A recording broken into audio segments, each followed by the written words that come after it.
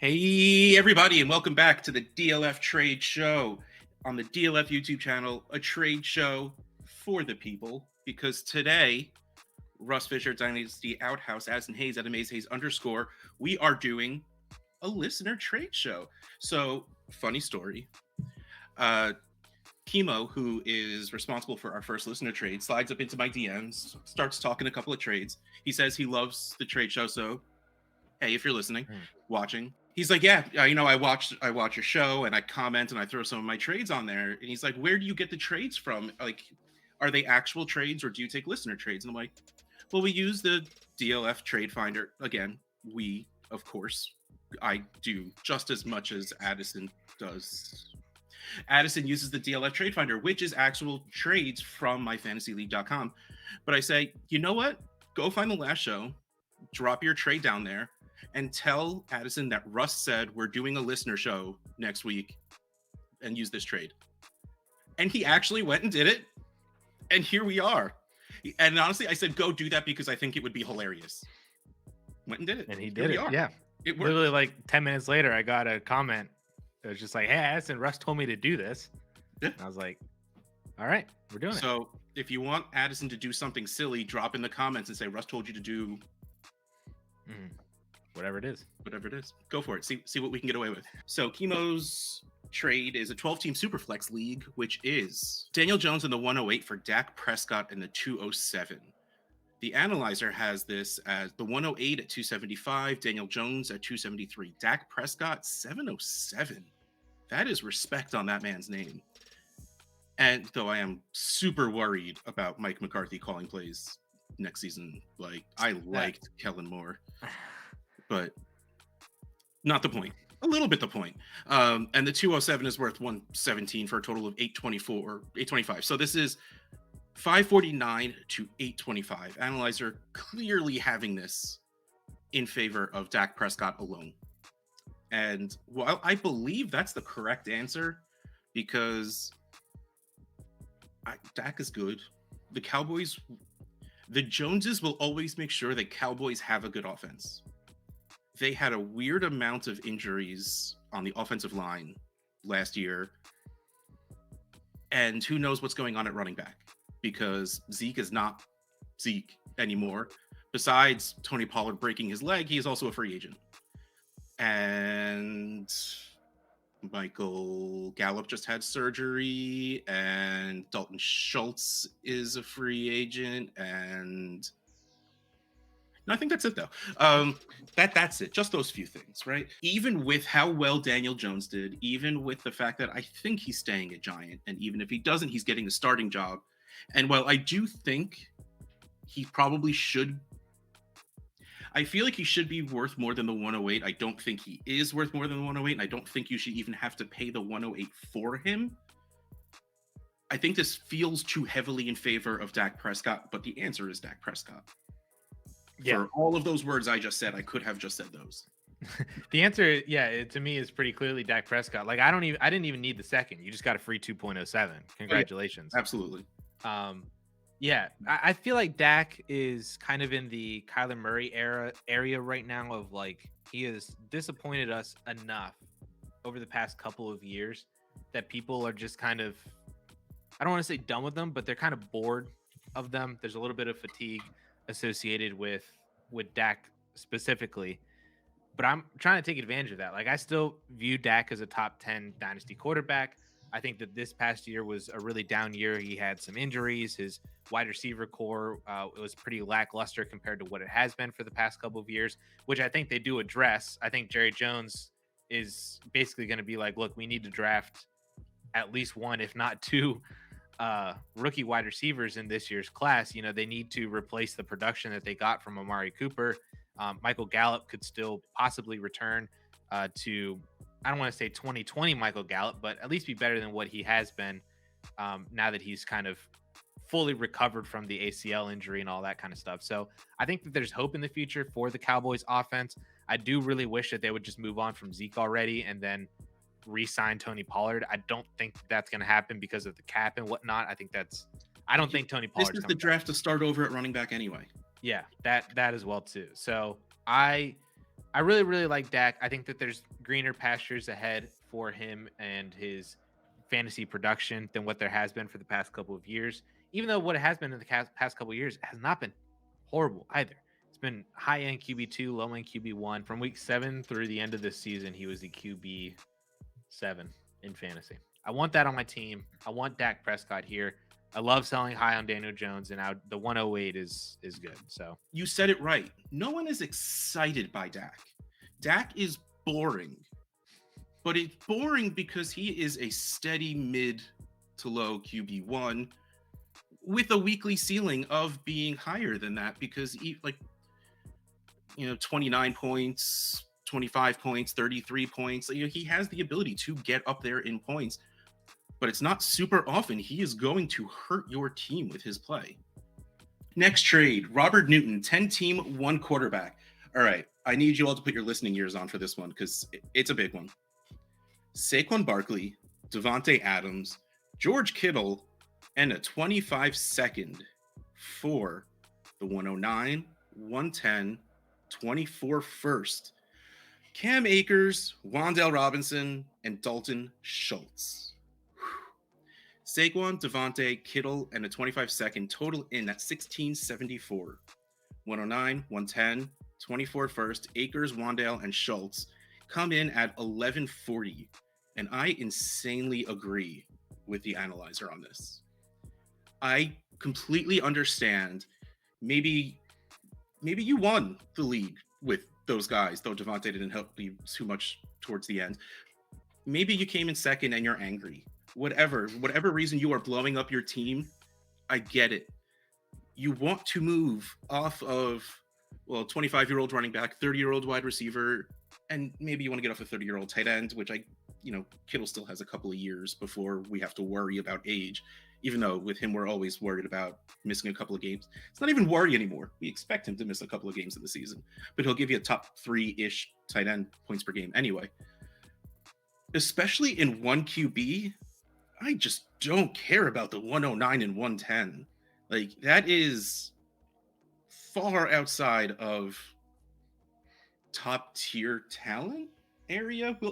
I'm trying to find a way to say it because saying third tier kind of thing doesn't really mean much right now, especially if I don't want to, list 10 players to get to where I don't think there are good enough players anymore. But you're not getting one of the studs at all in this draft. In 1 QB, we're probably talking about 5, 6, maybe if you have a huge tight end premium, because we have John Mayer coming out, and I know his name is not John Mayer. I just like saying it because I'm sure Michael Mayer's body is a wonderland. I don't know. But these picks are just way too late. The 24 first is nice. I like Cam Akers right now, especially at the price of 174 in the analyzer, because he did really, really well at the end of the year. He was RB6 in the last 5-6 weeks. Mm-hmm. He got the workload, and that offense will only get better when Matt Stafford and Cooper Kupp come back. I love what Wan'Dale Robinson was looking like before he got hurt. And for Wan'Dale's sake, you want the Giants to add a wide receiver, because Wan'Dale should not be the guy. Wan'Dale is the great slot underneath kind of guy. And Dalton Schultz is what Dalton Schultz is. That's not the kind of words you should be saying when you're trading away Saquon Barkley, Devontae Adams, and George Kittle. There was a lot of very passive, a lot of very hopeful. There is nothing in here you can say, I traded a stud and got this, and I feel good about this. Right. And you traded 3 studs. Right. And got a lot of, these could be nice. It's you look at the right side with all the picks and the big package and stuff, and there's, like you said, nothing of substantial value really on that side that you're just super excited about getting. And then, there is a running back, wide receiver, tight end on both sides. And so you would take Kittle over Dalton Schultz still. You would take, we'll call it Devontae Adams and one of those firsts over Wan'Dale easily. You would take Saquon in the other first over Cam Akers. And then you got, the 24 first and the 25 second, that all just kind of, mix and matches, especially whenever you consider how much more value is on the Saquon and Devontae side that's missing from their individual broken down trades. Yeah. So there's just, I I don't really understand this one. If you are a team that is trying to blow up your first, second, third place team, and you have these assets, and you're like, all right, I need to get younger, I need to get good assets for them, start a rebuild, turn it into a quick rebuild, this is not the way to go. But on vice versa, if you are rebuilding, you might say, and hear other analysts saying, well, don't take on the age, don't take on the running back, don't take on the 30-year-old wide receiver, the soon to be 30-year-old tight end. To this, I say, when you're this far winning the trade, just take the trade out of value and then try to break down each piece individually instead of maybe trying to send this package for a different package. Try to break Saquon down into two first, Devontae into two first. You would win this trade as a rebuilder, taking the much more valued side and then just breaking that down. So that's kind of the way that I look at it from both sides of this. And actually, I was going to add from the other side also, like, I can understand, like, if this were a live stream right now and this person was listening, whoever got these picks, and they'd be like, well, I already have the 101, 2, 3, 4, 5, and I just wanted more picks. That's cool. And first of all, very cool that you have that many picks in the 23 draft class, which is what the goal always was. But that doesn't mean you sell what you have cheaper because it's fitting your narrative or what your needs or wants are. I get the direction, I get the idea. I like the idea of aging down, getting I like all of these players that came in on the pick side. Just those picks need to be more. Yeah. And honestly, like adding seconds, adding other late firsts, which this is the 9 and 10, there are no later firsts, doesn't make it any better. Like they need to be earlier picks to make this worthwhile. Right. They need to be stronger individual assets rather than just compiling a whole bunch of meh. All right, let's move on. J-O or Joe, but there's a space. I'm going to go with J-O. It's J-O. Well, at least on YouTube, it was J space O. Okay. J-O, 10-team super flex. Oh, here we go, man. 101, Aaron Rodgers, the 110. How do all these people have 25 picks to be messing with already? A 25 second and Hunter Henry. For Tua, Jonathan Taylor, and Mark Andrews. Caution, Team A is giving up the highest value asset and the most pieces in the deal. So the 101, Aaron Rodgers, 110, 25 second, and Hunter Henry come in at 1188. Tua, Jonathan Taylor, Mark Andrews come in for a total of 1776. So while highest value and most value side, that may probably evens out a little bit, but also doesn't matter when two of those pieces are 25 second and Hunter Henry. All right, first question. Are you worried about Tua and these concussions? Like, are you worried that he's going to retire? Are you worried that he's going to get one hit in the preseason and never play again? I'm not worried about the retirement, although that I was at like a 0% retirement, and then there was some talk about him like just recently in the past couple of weeks, and that probably rose to like a 15% concern, but ultimately not really concerned. I think the concussions will kind of play themselves out. I think the biggest reason why that was such a problem was because he had one and then was only out for like a week and a half, and then had another one, and then was only out for 2 weeks, and then had another one. So it was like isn't it the typical like concussion time for like normal human beings like a month at least to like come back? It is the hard thing is it is absolutely different for different people. He's still in the protocol technically. Like he's missing the Pro Bowl. Like I know it has absolutely nothing comparable whatsoever, but my niece is like in competitive soccer and had to miss like an entire season because her symptoms just didn't go away. So she missed like months. Yeah, my best friend had a concussion when we were playing tackle football in high school, and he was out for a month. Like he was not allowed to do like screen time or anything for like a month. And so I feel like the concussions are just mainly because that they're just so quickly in succession of one another that his brain never got time to like catch a breath. You know what I'm saying? So like I feel like with an entire off season, he's got 8 or 9 months now to rest, relax, let his brain heal itself, that I think that he'll be okay once the season starts again. Now, if he has another concussion, then I don't know. That, that could be definitely troublesome and very scary. But as of right now, I'm not ultimately concerned about that side of it for valuing Tua in Dynasty. Okay. I mean, I kind of agree. I loved, though, Tua tweeted out, like, thank you, Miami, for all this, and now on to the next chapter. And there was 2 pictures. One was him in a huddle, and then another one was, like, him jogging into the clouds or something. And is he jogging into heaven? Like, what's going on? He sees like the light. Yeah, like, and apparently on a different social media platform, he said on to next season, which is a lot less cryptic. Right. So here's the thing. You should overpay by a lot for the 101. Without a question. Regardless of the format, regardless of anything. So I understand that we are talking about a trade that is 1188 to 1776. And it should be. Like, there should be a difference. This is too much of a difference for me. Like, if I trade away the 101, this is what I want. I don't care about Aaron Rodgers. We've talked about how I feel about the 110. Even in a super flex, it's just blah. 25-second Hunter Henry, big old whatever. You're talking Tua, Jonathan Taylor, who I'm not super high on, but like, come on, man, he's still like the RB 2 or 3.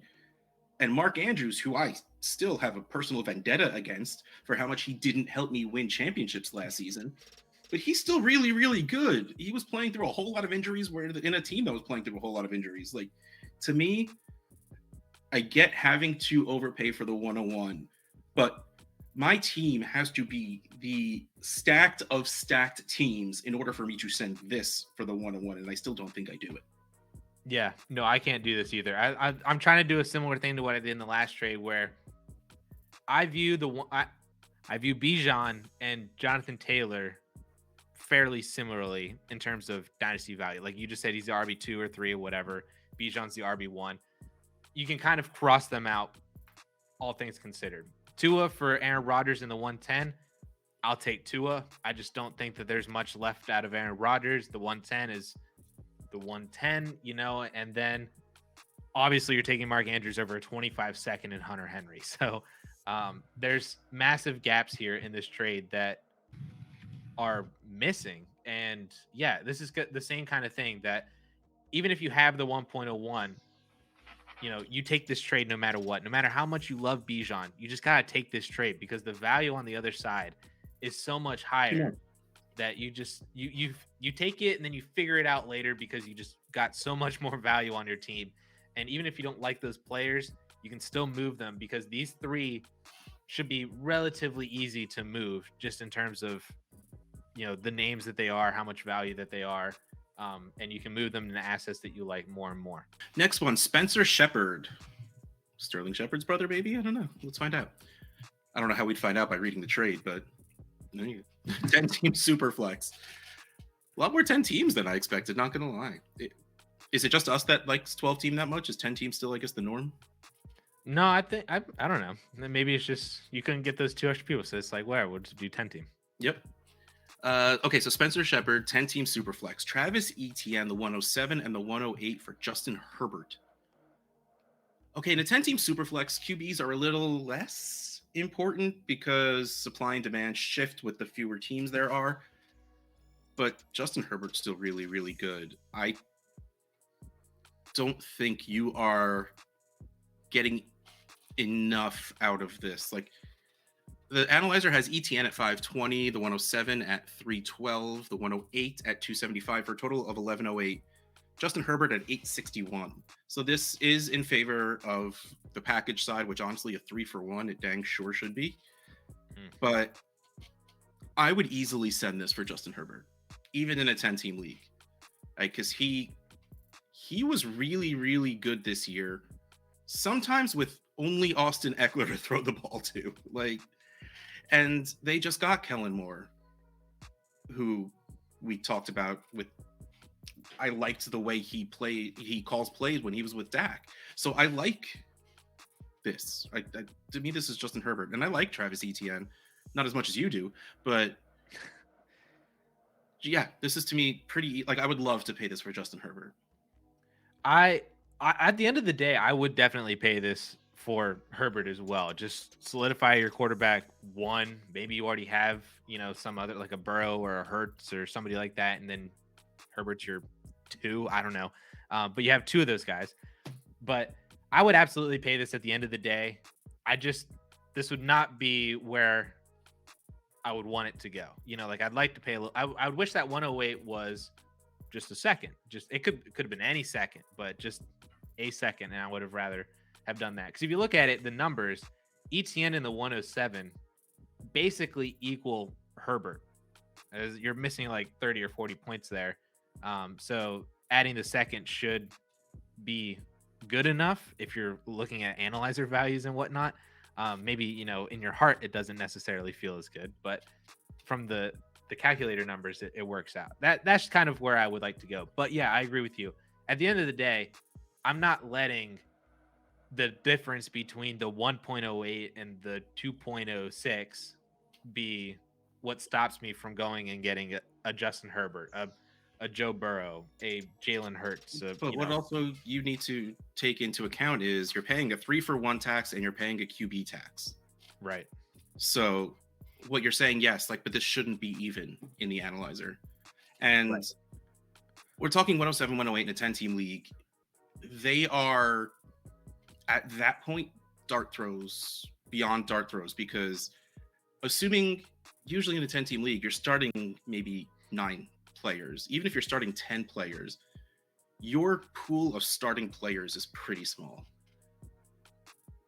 Players like Quentin Johnson, Zay Flowers, like all of these guys that are probably going to get good draft capital, but be better for their NFL team than they are going to be for fantasy, who are still going to get drafted at the end of the first.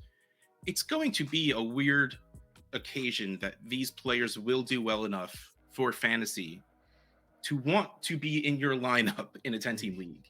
Mm-hmm. Like, that's why I'm completely okay with the 7 and the 8, because chances are, especially in this class, especially where we know that the top, well, this is super flex, so yeah, the 7th pick might actually get you one of those top tier players that you like. It's Justin Herbert. Justin Herbert. Exactly what I was going to do. Just like Justin Herbert. All right, last one on the board, because I guess Addison got lazy and didn't want to put more trades on here. Maybe. 10-team 2 quarterback. All right. See, I love the distinction here, because well, I said before, in a 10-team superflex, QBs lose some value. They do not in 2 QB, because in superflex, if your QB gets hurt or has a bye week, you can put in a running back or a wide receiver. 2 QB, you don't have another quarterback, you're getting a 0. So just want to make sure that distinction is out there, because this is another Justin Herbert trade, but it is the 102, 106, 107, and a 24 second for Herbert, Brandon Ayuk, and a 24 third. So the 102, 106, 107, and 24 second come in at a total of 1224. Justin Herbert, Brandon Ayuk, and the 24 third come in at 1147. Here's what we said before, where trading away Herbert, getting that QB back, even if it is, again, weirdly resetting on a 24-year-old, you're going to get a QB at the 102. I do believe, at least as of right now, regardless of league settings, Bijan will most likely still be the 101. I think maybe if you hit like 16-team superflex, you might get someone willing to take a quarterback first, but even still, in a 16-team league, having someone like Bijan will still be more worth it. But that's not this conversation. Again, we are here where the pick side overvalues the side against the players. And at least we do have that one earlier pick being at the 102, but this is the exact same conversation we just had. Like, this is, okay, cool. I'll get to choose between Stroud or Young. Cool. 106, 107. I will walk away with at least one of those wide receivers I like, if not both, like in Addison. I'll be able to get Addison or JSN, whichever of those two falls, and then I'll be able to choose of that next tier of who I want. So like maybe I walk away with Addison and Quentin Johnson, and that feels cool. But if Quentin Johnson turned into Brandon Ayuk, who was a perennial wide receiver too, and is only 24 years old, I feel like you'd be pretty happy. But what if he's better than that? Cool, that would be great. And that's the point of draft picks, right? Like hoping to get that next. Well, Jamar Chase isn't fair because he was already up there. If but Quentin Johnson has been comped to DK Metcalf, if he turns into DK Metcalf, you literally no. You don't comp people to non-humans. That's not how. You don't comp to DK Metcalf. You don't comp to Christian McCaffrey. You don't comp to Travis Kelce. Like, these people are not human beings. Derrick Henry, like, no, you just don't do it because these beings don't make sense in human form. No, sorry. But back to this trade. You can break this up a little better than you can the last one. Like, Brandon Ayuk for the 106, even here in the 107 in the analyzer, is pretty good. You're giving up a little bit of value on the pick because it is a pick versus a player. But so the 102, 106 and a second for Ayuk for Herbert, and I just don't care about a 24th third. Like that checks out a lot closer than the last one. But I'm still sticking with these are two 24-year-olds. And I think you'll have better outcomes trading Herbert by himself somewhere than getting these just picks. And it's the same argument you said before. If it were Lance, player, and then picks, it would be much better. It would feel much better. On the other hand, I would give up my shot at those rookies to go get these players. I mean, yeah, I agree on this one. I like it from both sides as well. Like if you have Justin Herbert and you're wanting to break him up for whatever reason, here at least, it kind of fits like what we were saying earlier. You get the quarterback, you get your shot on Bryce Young or CJ Stroud, whoever you like there. You get another good player at the 1.06. You still have that 1.07. Those are the same picks from earlier in the last trade and stuff like that. Yeah, you had to add Brandon Ayuk, but I would hit reset on Ayuk for 106 or 107. So at least that in somewhat cancels out. I don't mind it. I feel like I like this trade more than the other one for some reason. I'm not really sure why, because the other one was a 300-point discrepancy, and this one's almost fair because you're adding in Brandon Ayuk. Yeah. But I just like the pieces coming back to me more because you get the 1.02 and you get the quarterback. So if you're in a full rebuild, like Justin Herbert and Ayuk were like two of your four best players, and you just need to tear it all down, I think this is a great way to do that. But then, like you said at the end, I would totally pay all of this stuff to go get Justin Herbert, and you get Brandon Ayuk in there as well too, a player that you at least know what you're getting from. And then should he potentially be traded, I know he's been a name that has been floated out for this offseason of getting traded away because he's a year away from having to be re-signed. So could he go to, New York or somewhere else like Indy or Chicago? I have no idea. Maybe that actually helps out his fantasy value and you get a boost from that too. So then, yeah, I really, really like both sides of this trade at the end of the day, because it is just like the analyzer says, I think a completely fair trade. I understand the rationale on both sides, and yeah, I think that's it. And the pick side, it will be fun. let's put it that way. Like if you want to go have fun, you could do something like this. Like it's definitely on the table for that.